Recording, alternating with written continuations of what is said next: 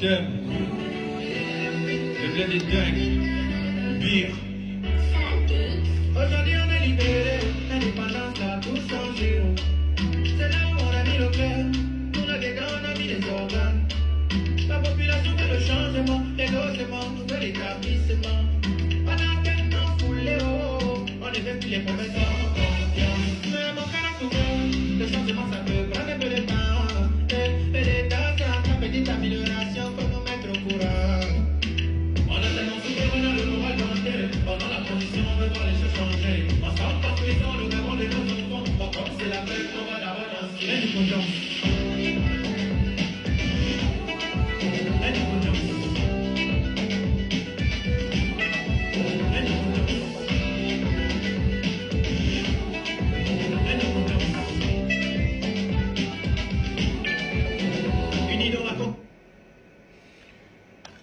Bonsoir chers frères et sœurs gabonais. Tout d'abord merci. Merci pour tous ceux qui se sont connectés à mon compte. Merci pour tous ceux qui ont partagé les 2 premières vidéos. Merci pour tous ceux qui ont liké. Merci pour tout ce que vous avez fait jusqu'à présent. Ce soir c'est la 3e partie. Comme vous le savez déjà,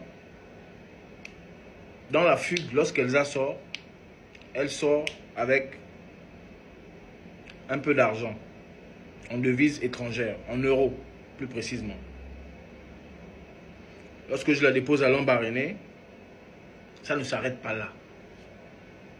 Je n'ai pas jeté l'éponge à Lambaréné. Je me suis dit, je la dépose d'abord pour la sécuriser par rapport au tapage qu'Hervé Patrick Opianga faisait. Je la sécurise d'abord à Lambaréné chez son vrai père.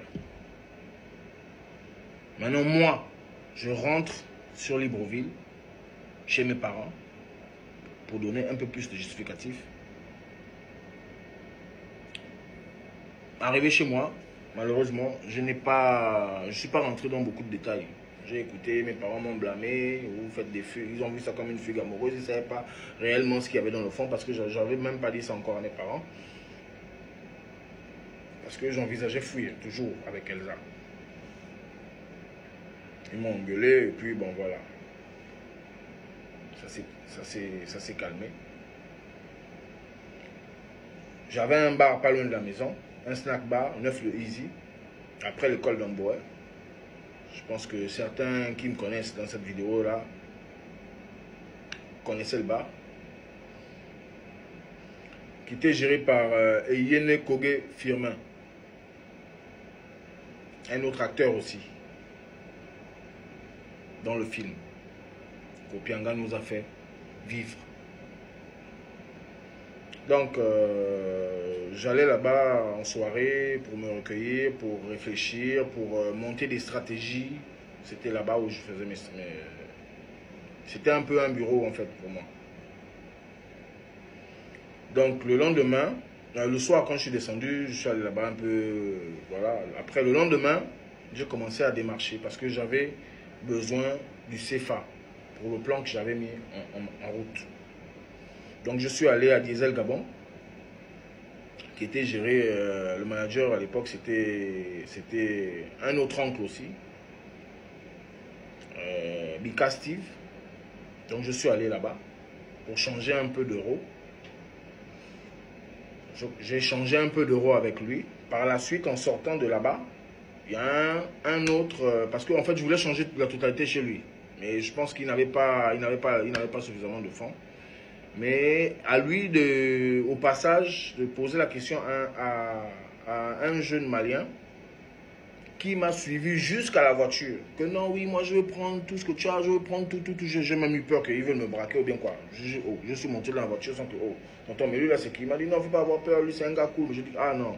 Non, moi je suis venu chez toi parce que je te connais toi, mais les histoires comme ça, les histoires d'argent, les gens changent. Il a insisté, j'ai quand même donné mon numéro de téléphone. Le soir, c'est pas lui qui m'appelle, c'est son grand frère qui m'appelle. Je dis, ah, ça c'est quelle histoire? Un truc que j'ai envie de faire discrètement, maintenant c'est maintenant beaucoup de gens, beaucoup de Maliens qui m'appellent, c'est quoi le problème? J'ai zappé les appels là, j'ai zappé ça pendant 2-3 jours, je cherchais ailleurs. 4 jours même, je cherchais ailleurs jusqu'à un soir, où un gros véhicule vient garer à mon snack bar vers 19 h. Je dis, ah. Le gérant, Yene Kogé Firmin, me dit, patron, il y a un monsieur qui vous souhaiterait vous voir. Je dis, ah, ok, d'accord. Je suis sorti, je regarde, oh oui, non, je suis le grand frère de tel, voilà, moi j'ai besoin de l'euro que tu as, voilà. Mais on ne se connaît pas. Il vous a dit que j'ai l'euro, mais vous venez, c'est vous qui appelez, je t'appelle, tu décroches pas, je dis, mais à un moment donné, moi aussi j'étais dans le besoin, j'ai dit au monsieur, bon ok d'accord, il n'y a pas de souci, c'est mieux quand on discute de ça en journée. Il me dit non, il faut me dire, tu veux que je peux prendre tout ce que tu as et tout machin, je dis que vous allez prendre tout ce que j'ai, vous savez combien j'ai. Non, dis-moi, même si c'est 100 millions, je veux prendre et tout machin, je dis que oh. Dans ma tête aussi ça tournait. Je me suis dit, ah ok. C'est déjà un potentiel client qui peut, au lieu que je prenne à gauche, à droite, un peu partout, lui il peut me changer un bon coup et puis voilà, je mets en place la phase 2 du plan. Ah. Je lui ai dit, bon, moi, je n'ai pas beaucoup et tout, machin, plein de trucs. Je suis rentré au bureau. Ce que j'avais, je lui ai montré, on a calculé, ça faisait ce que j'avais au bureau ce jour-là, c'était dans les 57 000 euros. On a calculé, papa, il a calculé ça, oh, ok, d'accord, il a calculé, ça faisait 37 millions, un truc comme ça. 57 000, il a calculé. En tout cas, ça faisait un peu plus, il devait gagner dessus. Ça faisait 37 millions. Je dis, ok, d'accord. Il me dit, bon, d'accord, oui, si tu veux, il n'y a pas de problème. On va aller la nuit. Ah, moi, je ne peux pas faire les choses la nuit. Je dis, non, je ne peux pas faire les choses la nuit. Moi, je voulais que vous vérifiez d'abord l'authenticité des billets. Mais on fait ça en journée. Ok. Le lendemain, la journée est passée. Oui, il n'a pas appelé. C'est le soir encore. 18 h. Il arrive. Moi, je suis au bureau. C'est deux véhicules maintenant qui arrivent. Deux véhicules qui arrivent. Et Yene Kogé Firmin me dit encore que ah, il est encore là. Il y a deux véhicules, les gros véhicules. Vous savez, à l'époque, c'était des. Voilà, on paniquait un peu des véhicules et tout. Ils arrivent. Oh. J'ai dit non. Une seule personne. Si c'est lui, il vient, il n'y a pas de problème. Il est arrivé au bureau. Il est rentré. Il a déposé 37 millions de francs sur la table. J'ai déposé les 57 000 euros. Il a recompté les 57 000 euros. Moi, j'ai compté les 37 millions là en paquet. C'était dans un sachet. Après, j'ai soulevé, j'ai déposé, j'ai mis ça sur la table. J'ai dit, ok. Il est sorti, il est parti. Sans aucun problème.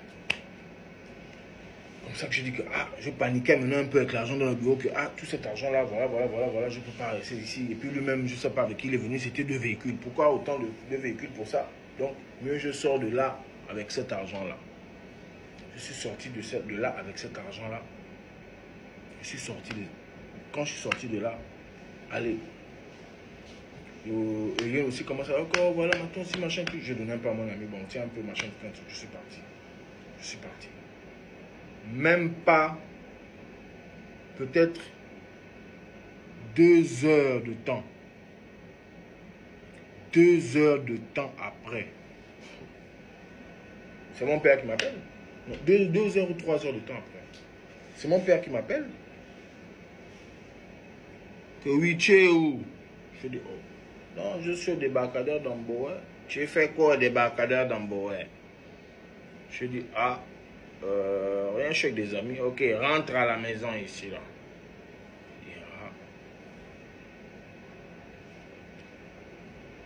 J'ai démarré la voiture, j'ai caché l'argent d'abord. J'ai démarré la voiture. Et la manière avec laquelle il m'a appelé, je savais qu'il y avait un problème. J'ai démarré la voiture, j'ai caché l'argent. Je suis allé avec mon ami en question là. J'ai dit, bon, attends, tu vas m'attendre, je vais juste voir ce que papa veut, après on va ressortir.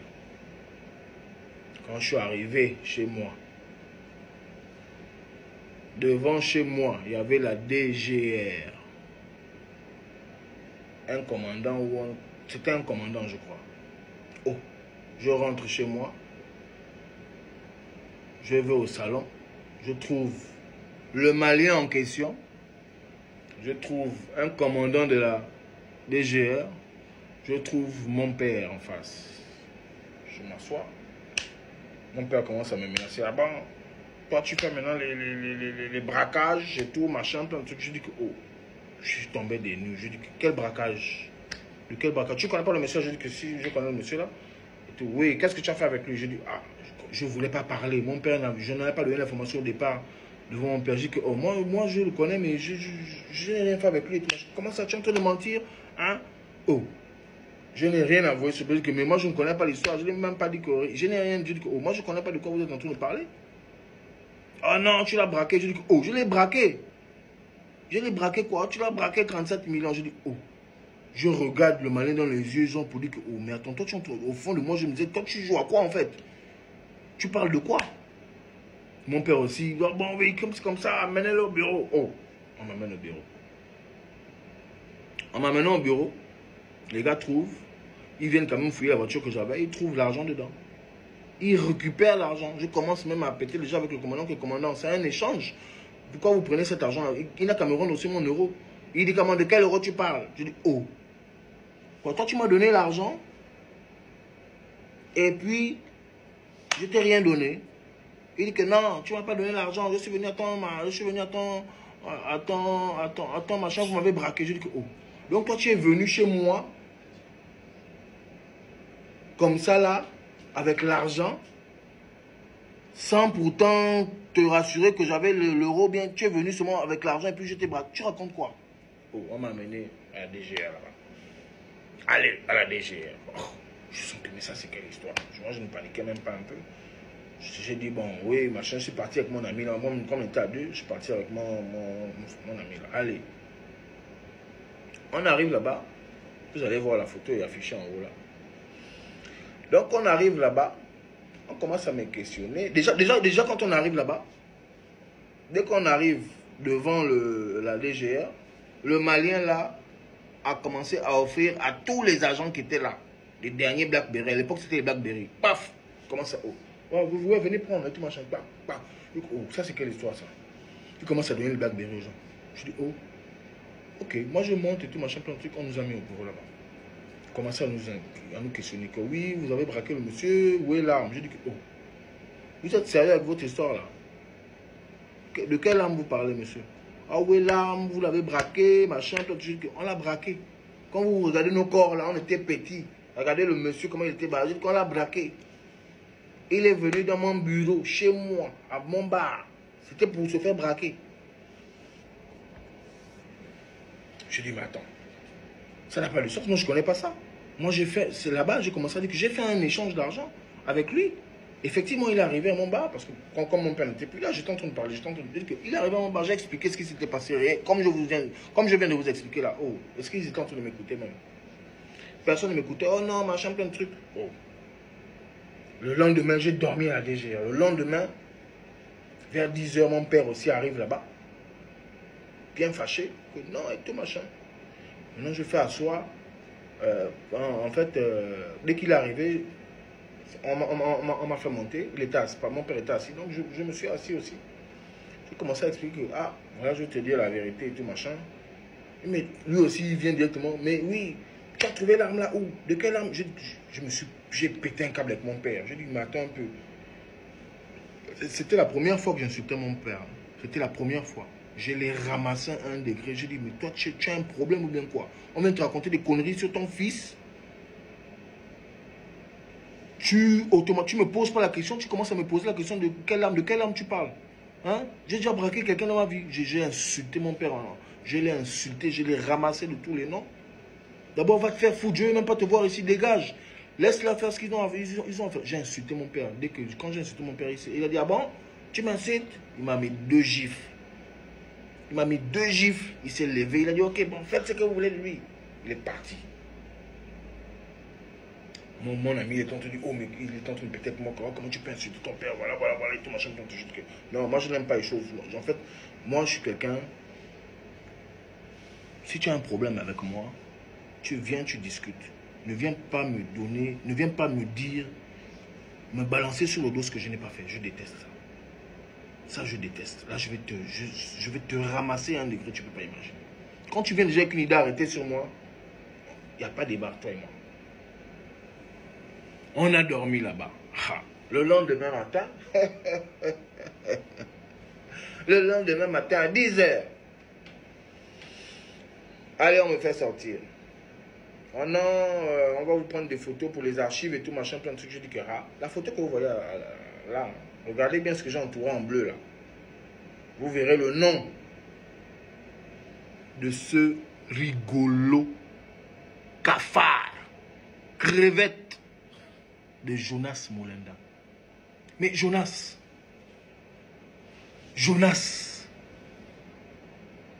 Mais en fait, je me rends compte que Nazi avait raison. Toi, tu es toc-toc.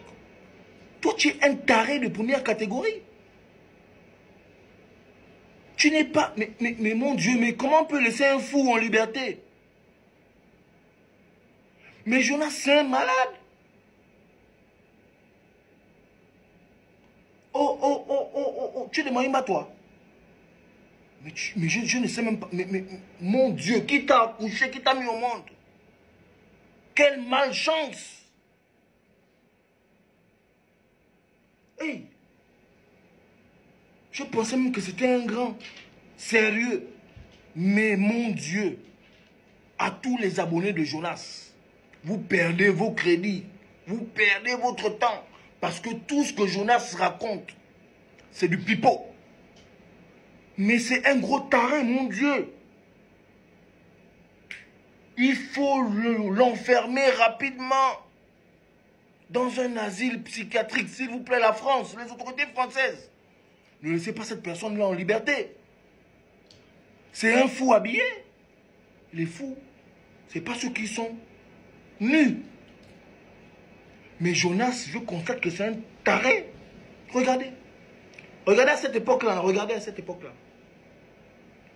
L'auteur, Jonas Moulenda. Regardez le t-shirt que Jonas Moulenda me fait porter ce jour-là. C'est Jonas, je dis que ma chemise est où?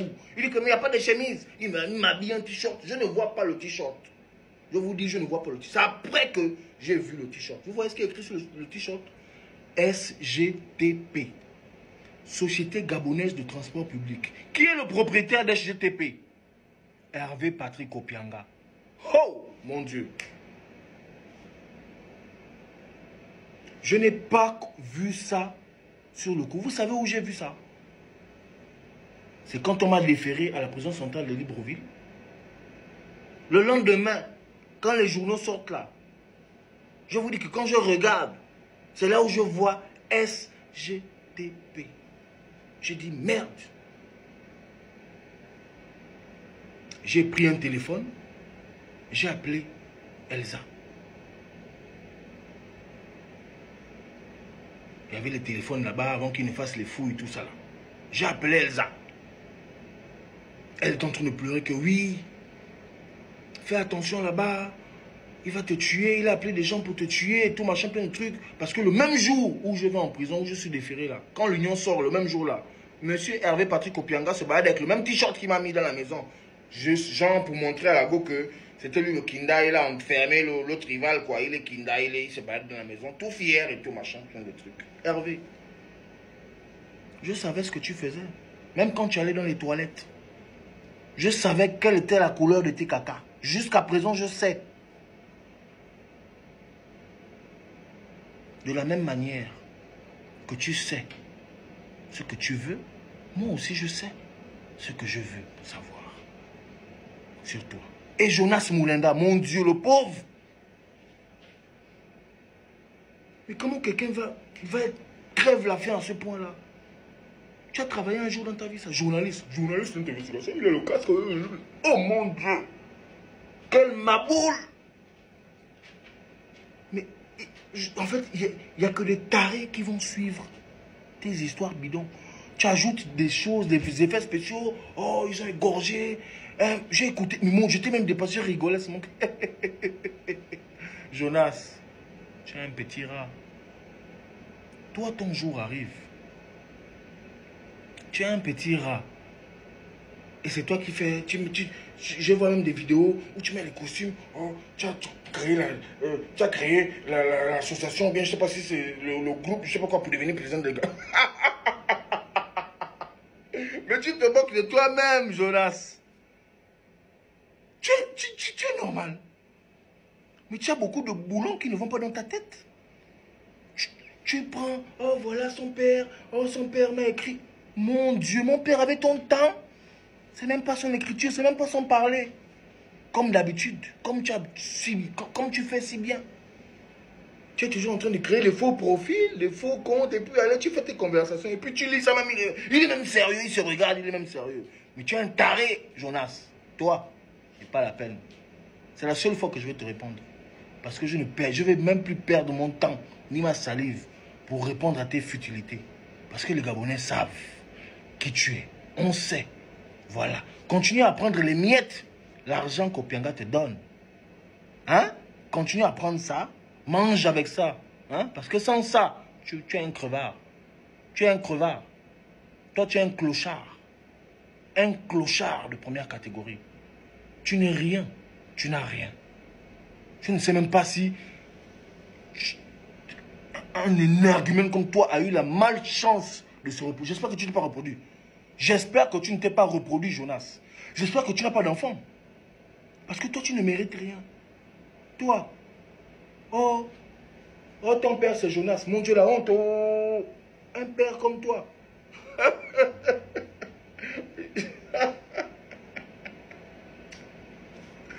Tu n'as rien à faire, mon frère. Tu n'as rien à dire. Aucun respect pour toi. Pour ta personne, pour ta petite personne. Mais je comprends. Crève la faim. Continue de crever la faim. Continue de parler. Moi, je ne te répondrai pas. C'est aujourd'hui seulement. Après, là, tu ne m'entendras plus parler de toi. Dis ce que tu veux. Je suis un criminel. Voilà mon casier judiciaire. J'ai sorti ça. C'est le 24. Je suis resté 22 mois en prison. En détention préventive. Je n'ai jamais été condamné. Parce que c'était une affaire montée de toutes pièces. Montée de toutes pièces. J'ai eu un non-lieu, je suis sorti. Après, on m'a dit, tu peux porter plainte à l'État. J'ai pris ça comme un enseignement, simplement. Que la vie m'a donné. Et aujourd'hui, ça me sert. Oui. Je remercie Dieu de m'avoir envoyé en prison. Je remercie Dieu de m'avoir fait passer par les chemins auxquels il m'a fait passer. Ils ont égorgé le Malien. Appelle, montre le Malien, il est où ça? Le Malien qui a été égorgé même dans ton histoire là que tu racontes. Montre l'acte de décès. Appelle les familles des Maliens que j'ai égorgés. Les gens que j'ai tués, que je suis un grand assassin. Tu es un enfant, toi. Tu es grand en âge, mais tu es un enfant dans la tête. Tu es un vrai petit rat. Il faut aller chez ton maître. Il doit même t'entouma là-bas mal. Il doit mal t'entouma toi là. Toi, regarde les lèvres là. On t'entouma, tu dois mal piper même. Tu es un kinda piper. On t'entouma kinda toi. Bref, chers sœurs et frères gabonais. Le document est là. Regardez l'article qu'il est en train de chercher. C'est là. J'ai gardé cet article-là. En souvenir. En souvenir. Oui, parce que pour moi, c'était un enseignement. Ce qui ne te tue pas te rend plus fort. C'était un enseignement pour moi, cette partie-là de ma vie. J'ai pas honte. Je n'ai pas honte d'être allé en prison parce que je n'ai jamais été condamné. Je n'ai jamais été condamné. C'était une manipulation de toutes pièces. Voilà, c'est là. C'est pas moi qui ai créé ça. C'est toi qui as écrit. Tu ne savais pas que je pouvais garder ça. Toi-même, tu ne l'as pas. Toi-même, tu ne l'as pas. Maintenant, tu l'auras. Je te le donne. Tiens, prends. Monte encore une autre histoire avec ça et remets ça sur la toile. Comme tu n'as rien à faire. Tu n'as rien à faire. Est-ce que tu as un boulot quelque part? Tu travailles quelque part quand même? Où on te rémunère normalement? Ou bien je sais pas. Tu sais quoi? Qui te paye ce que tu fais là? Tu gagnes l'argent sur quoi? Sur YouTube. YouTube doit... Bref. Donc, je vous disais, je suis allé à la prison centrale de Libreville. Effectivement. J'ai eu un non-lieu après 22 mois. Je vous dis, je suis passé par beaucoup de difficultés. Il y a eu beaucoup de choses qui se sont passées là-bas. Et comme je vous dis, les vidéos ne peuvent pas être au-delà de 30 minutes. Je vous réserve ça pour la partie 4. S'il vous plaît, connectez-vous massivement. Partagez afin que la vérité se sache. Pour qu'on arrête un peu ces gens-là, ces rats-là, qui passent leur temps à raconter n'importe quoi sur les réseaux. Moi, je vous répète, mon compte n'est pas monétisé. Je ne cherche pas l'argent. Je n'ai pas été envoyé par Oligui, comme il dit, le pauvre Oligui. Il est là-bas avec sa femme.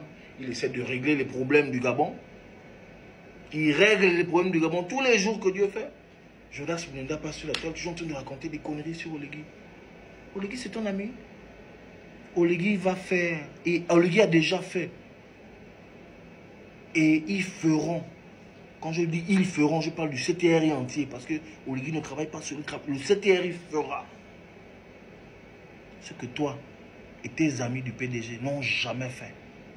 En 50 ans, ils ont fait ça en 1 an et demi. Donc, continue de parler. Hein? On dit bien chez nous, il y a un adage qui dit, le chien aboie, la caravane passe. Donc, continue d'aboyer. Nous, on passe. Je vous remercie.